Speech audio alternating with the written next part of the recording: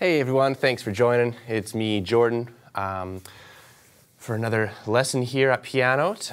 This lesson is about the blues and some simple tips that you can use and sort of a mindset, mentality that you can cultivate inside your heads as you're playing to basically up your blues playing chops in a really quick span of time.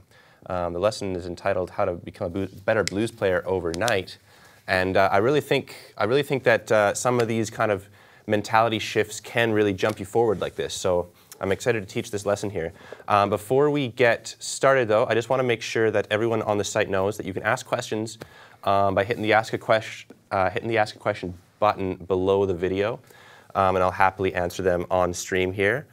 Or if you see this video later on, you can hit that question too, and I'll answer it just over email for you.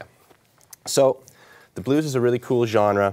It's a really old genre and a really simple genre kind of at its core if you look at it just in terms of music theory. But it's been around for forever and it's still going strong, and that's because there's so much room for expression. And to me, that's why it's one of my favorite genres to work in whenever I just want to build my chops and kind of just wander around the piano and keyboard and get some, kind of just cathartic playing in. So at the beginning of this lesson, I was doing this little kind of crab walk style motion in the left hand. And we're going to look at what this is all about in just a moment here. But first we're going to look at what the main chords of the blues are and why they're so important. And then we're going to look at the main scales that we use in the right hand to make our phrases and our solos, and why that's so important too. So I was just jamming around in C. C was my blues key. So, and I was using seventh chords instead of just regular triads. If you're a brand new piano player and you want to get into the blues, you can definitely find some value in this lesson here, because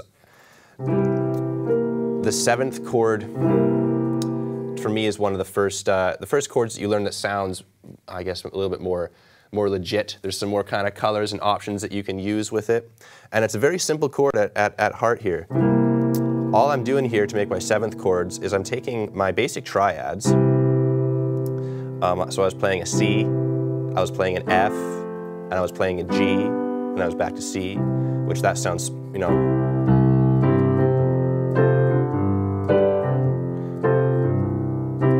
kind of sounds like a little poppy song, and tons of songs are written with these chords.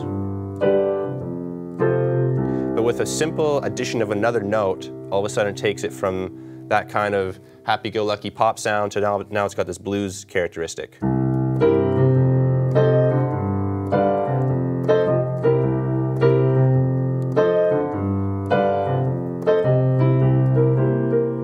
So that note that makes it go from this pop world to the blues world is the flat seventh, or dominant seven as it's called. But basically it's a full tone below the root note of the chord you're playing.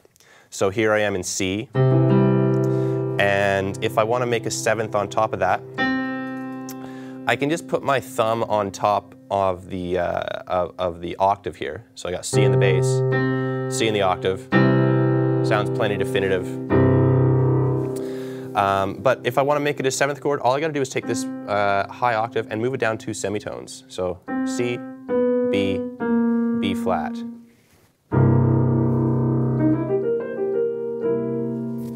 Okay, and if you want to take that same mentality, you can shift that up. My next chord that I was playing was an F. And here I am just playing an F triad with a high octave on top. 2 semitones down from that high octave, F, E, E flat.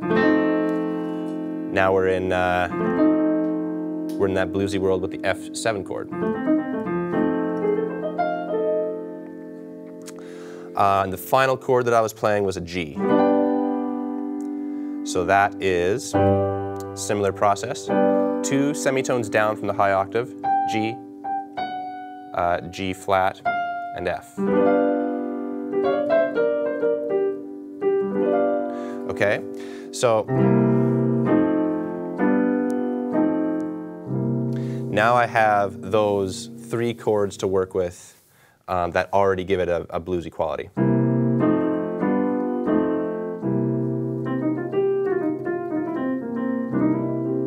So I'm going to set my metronome up here, and we're going to just, I'm at 90 BPM, and I'm going to show you my, that little motion that I was using in the left hand to kind of give it like a really simple bass line. I don't really know what you'd call this, but basically what I'm doing is I'm taking my root note of each chord. So if I'm in C, I'm playing C, and then I'm kind of crab walking up. I got my middle finger on E, I got my thumb on B flat, and I'm just kind of, I'm playing the 2 most important tones in a 7th chord, which is the 3rd, and it's that flat 7. So my pinky is giving it the, essentially naming the chord because it's playing the root note, and then I'm playing the 2 most important tones. I'm kind of just oompahing back and forth on it. And then I'm taking that same shape and moving that up a 4th. So I'm going up to that F chord. Again, my pinky is on the root, my 3rd finger's on the 3rd, and then my thumb is on the flat 7. And with the G, it's that same process again. G, B, and F.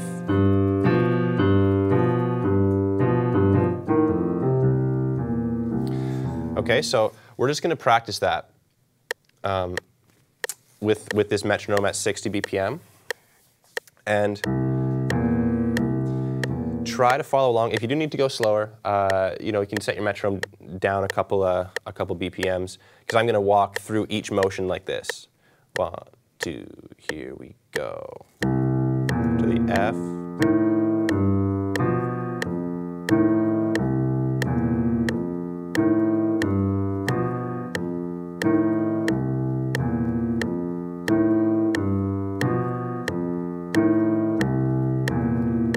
Okay, and if you need to simplify this,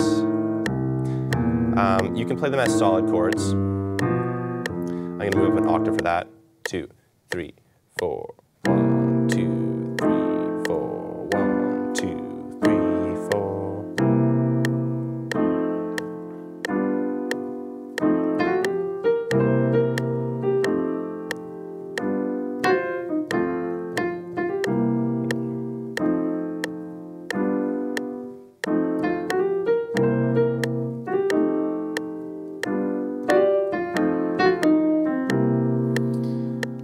Okay, so that's a exercise that you can work up to in your left hand, just to kind of get yourself moving around.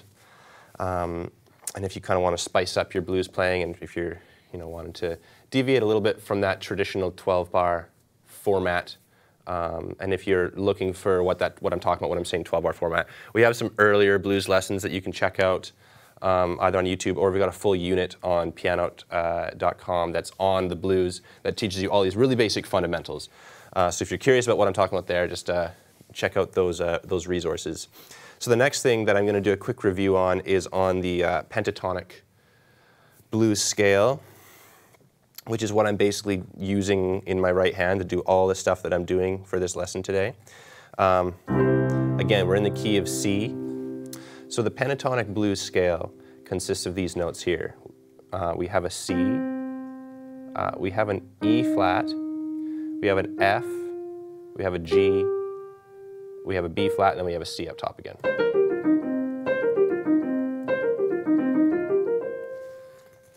So it's pentatonic because pent means 5. 1, 2, 3, 4, 5, and then we have our high octave. And one thing that changed my blues playing overnight was an awareness that we have different, there's a couple tones in that scale that can be kind of messed around with, and it's usually going to make things just sound more bluesy kind of by default. And the way we do that, we can kind of make these little semitone, you know, slippy slides. I don't know what you would call them, but we can basically treat this third. Again, remember the third is one of the most important notes in the chord. And we can kind of mess back and forth between our minor third, which is that E flat jump, to our major third, which is straight to E natural. And so doing these little grace note slides will make your playing much more expressive. And the piano's kind of built for it. It's actually pretty simple and fun to do. Just kind of take your finger and just kind of slide it right off the black key and land it on the white one. And you can go up, slide up, or you can slide down.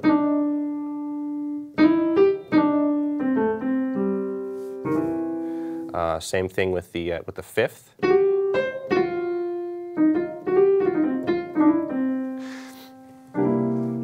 So the main notes that really work for that are the third and the fifth.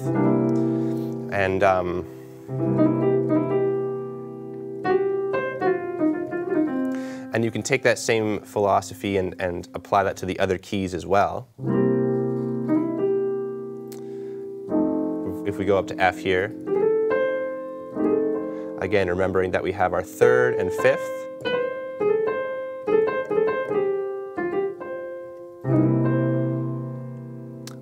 Our 5 chord, we've got that third from B flat to B, and then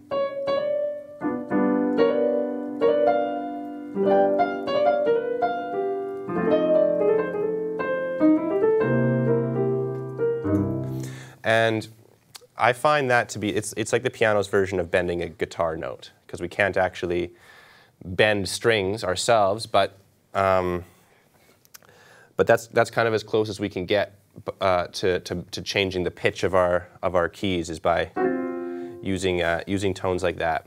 So one of the ways that I like to practice that sort of stuff is keep things as simple as possible in the bass, and just play open fifths. And basically your objective with your left hand is just to kind of give you some sense of time and some sense of just some sort of sense of consistency to build on melodically in your right hand. And then just sort of experiment with stay within your 5-note range here. So we have C and G.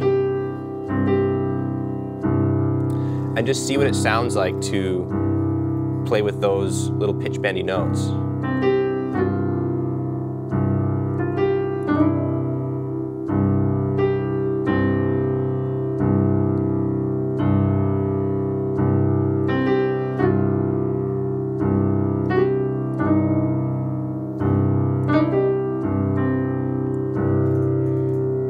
And you can take this same mentality and obviously switch it up to your other keys.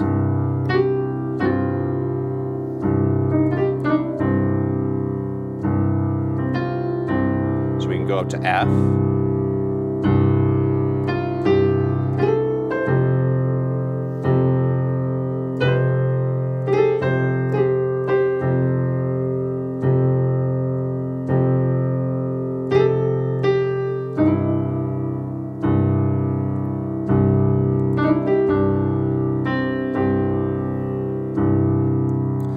Then go up to G.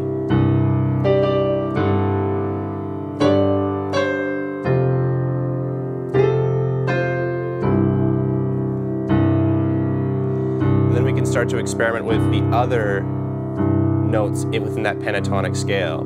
So just for the purposes of that little demonstration there, I wasn't going anywhere above a fifth from my root note. So my leash for improvising is pretty tight. But now you can change your leash from C to G and make it from C to C.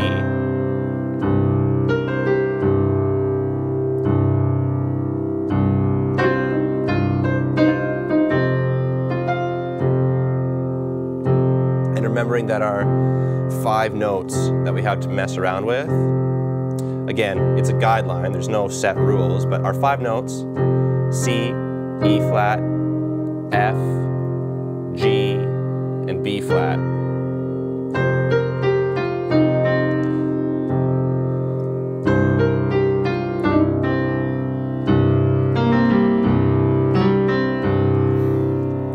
And just remembering that when we're in with each chord that we're playing, think to yourself, what's the root note? In this case, I'm in G here. What's also my 3rd and my 5th? And then what are the semitone little slippy jumps that you can do?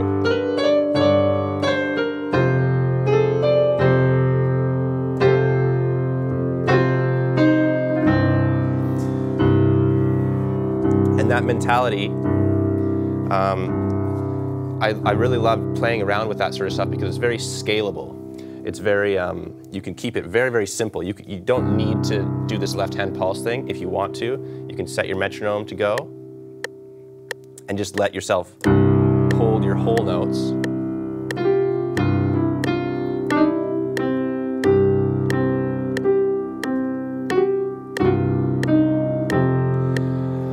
Or if you're more advanced, you can kind of experiment with different movements and stuff in the left hand as well. The one thing that I really like to keep in mind when I'm working with that sort of exercise is to keep your left hand playing nice and open. So just play those 5ths, because if you're just doing those 5ths, then your right hand's kind of what adds all the color, right? If I'm just playing an open 5th here, I don't have any 3rd that's also being sounded, which means I can choose it to be a major 3rd up top, or it can be a minor 3rd.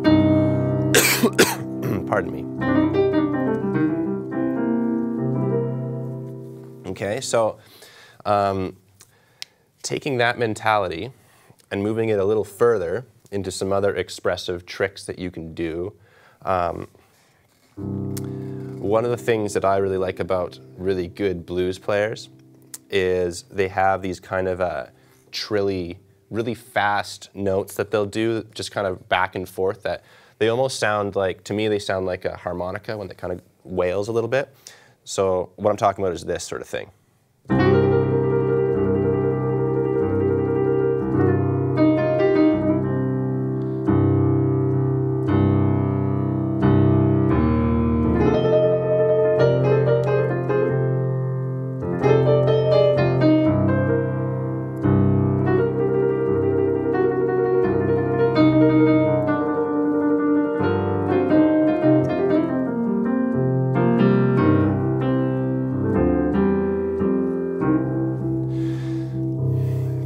So that's something that relies a lot on just sort of hand and finger and almost forearm strength, I guess.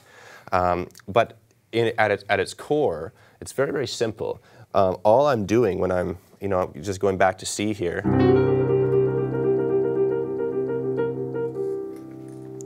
is messing around with the 5th and the flat 7.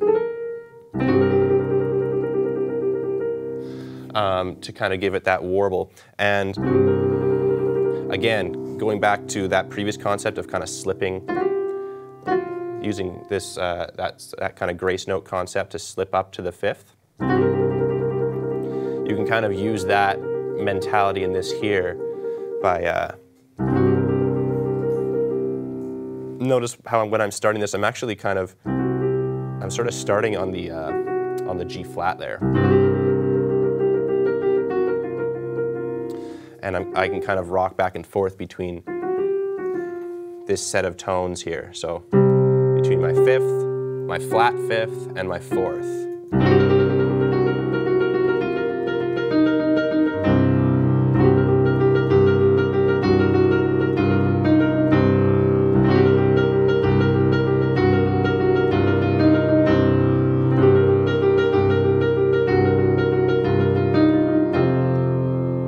And then obviously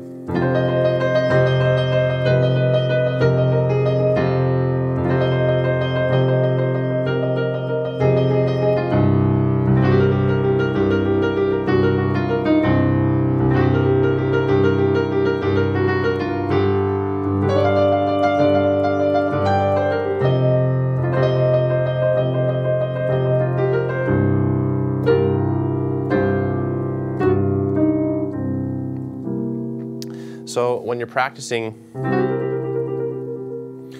experiment with stuff like that. It's a difficult thing to, it's not really something that you notate. When I get into this sort of blues world, I don't really think to myself, oh, what notes am I playing, or what's the rhythm of these notes? It almost becomes this weird trance-like state that you kind of can enter into, especially when you're just doing these droney bass sounds, kind of giving you all this room to experiment and mess around in the right hand. Okay, so I'm going to shift gears a little bit now and show you all another thing that I discovered in my blues playing that really helped me out as well, and that is that's taking this motion here. I'll just demonstrate this really common blues pattern.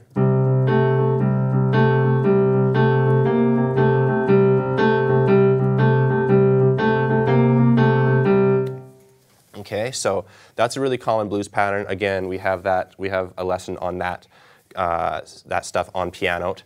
It's perfect for using as your kind of accompaniment.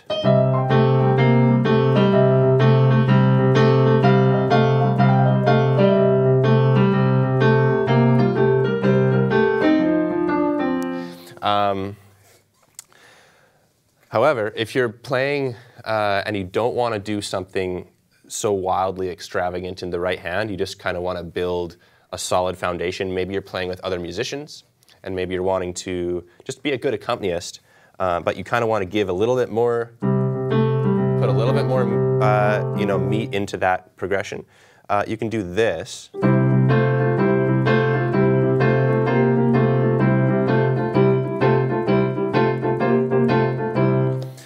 And what that is almost, it goes back to learning simple triads. So remember how we can do chord inversions. So here I am in C major, and that's my C major first inversion, second inversion, and then back home.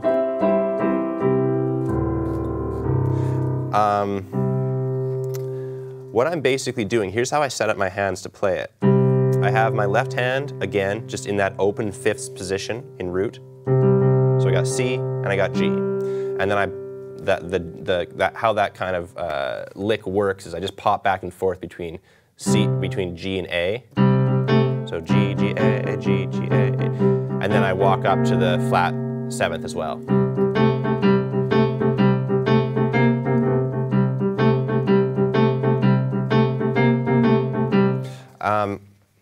And again, because I'm not playing anything between my 1 and my 5, I have no notes that dictate the color or the type of chord. So this could sound like a major or a minor depending on what third I use. I can do a major and make it happy, or I can do a minor and make it sound moody. So you can kind of use that to your advantage here, and just looking at the right hand, my hand positioning is in first inversion. So that means I have my E, G, and C. And because of that, I'm sort of filling in these missing notes that add a lot of character and definitiveness to each of these movements. So here I am playing, basically making this into a major chord because I have my E in the right hand. Excuse me. And when I pop up to this A in the left hand, G, G, A, my right hand is popping from the E to the F.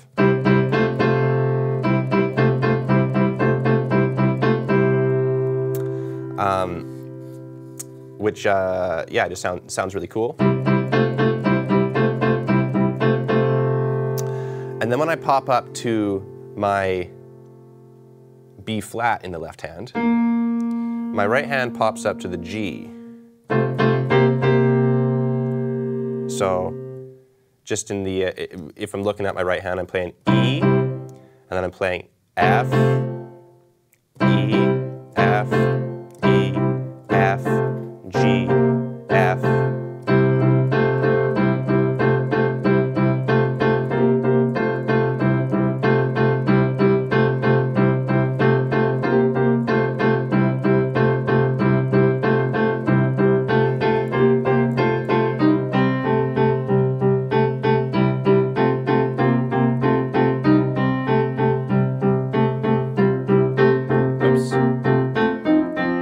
Okay, so just like that, you already have a more fully fleshed out piano part versus just...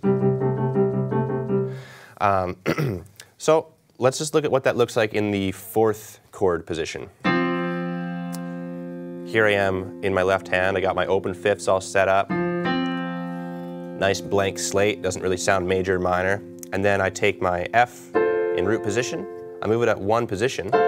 Now I'm in F first inversion, so I got my A, I got my C, and I got my F, and together sounds very major. And again.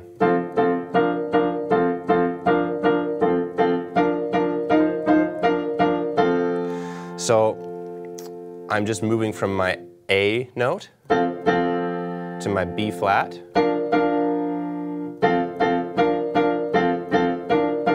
And then I'm going up to my C in my right hand and my E flat in the left.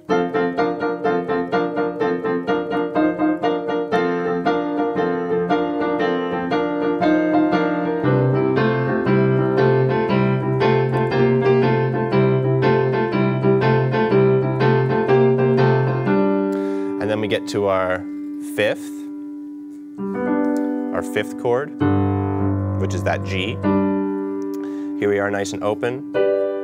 Our right hand goes from that root position up to the first inversion.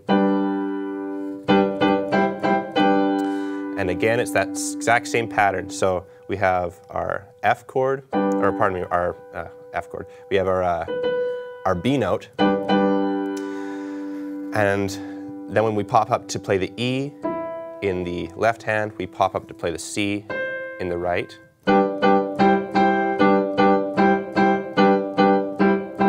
And then when we pop up to play the F in the left hand, we pop up to play the D in the right.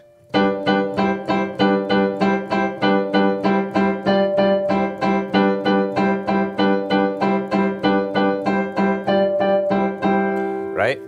So that takes your whole progression. I'll play this left hand without those colors, and then I'll play it with the right hand so you can hear just how much more beefy it's going to sound. So here we go.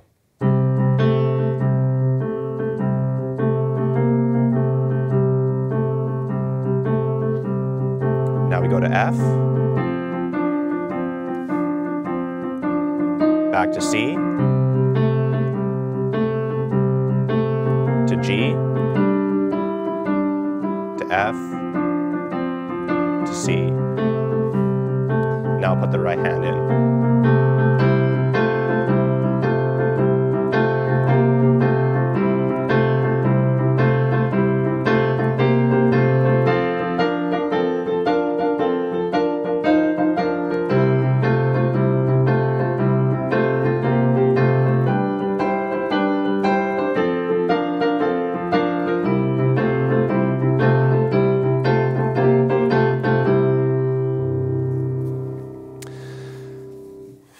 So that, that beefs things up quite a bit. Sounds really cool. So just to review what we went over here, some additional tricks that I've found in my little blues toolbox that I want to share with you. So we looked at just what those seventh chords are made of by taking our major triads and then adding the flat seven on top of every one. So we went through our C7 chord, then our F7, and then our G7. And then we had that kind of crab walky pattern.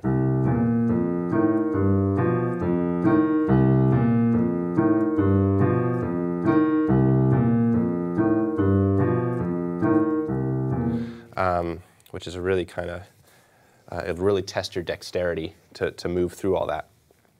After that, we messed around with the pentatonic scale a little bit.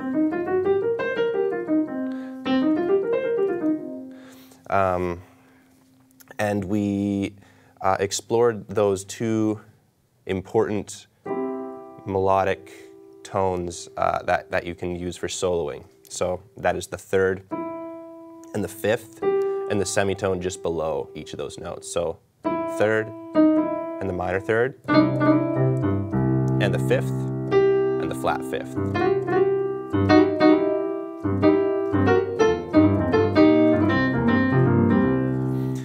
And we looked at that again in the one chord, so that's C, in the four chord, which is F, in the five chord,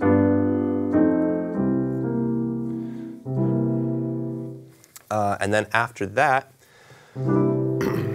we looked at that, just that kind of exercise, that free flowing exercise, going from this droney thing and messing around with your, just kind of hearing and listening for different sounds within the fifth intervals. And we just kept it nice and tight. If I'm in C, I'm not playing any higher than G. And then we loosened the leash a little bit and we went to a full octave. And then we expanded to the other chords.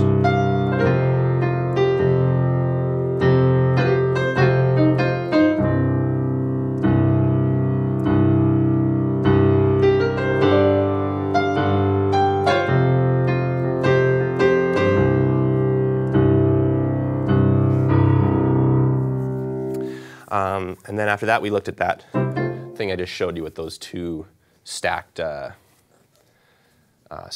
chord inversions that can be used in that bluesy pattern. So that kind of brings us to the present moment here. If anyone has any questions, absolutely let me know here, but I don't see anything right now. So what I'm going to do is I'm going to play just a little bit out here, and if there is questions after I'm done playing, I'll answer them, and if not, we'll see you all next week, and I'll answer any questions you might have after the fact over email. So thanks so much for watching.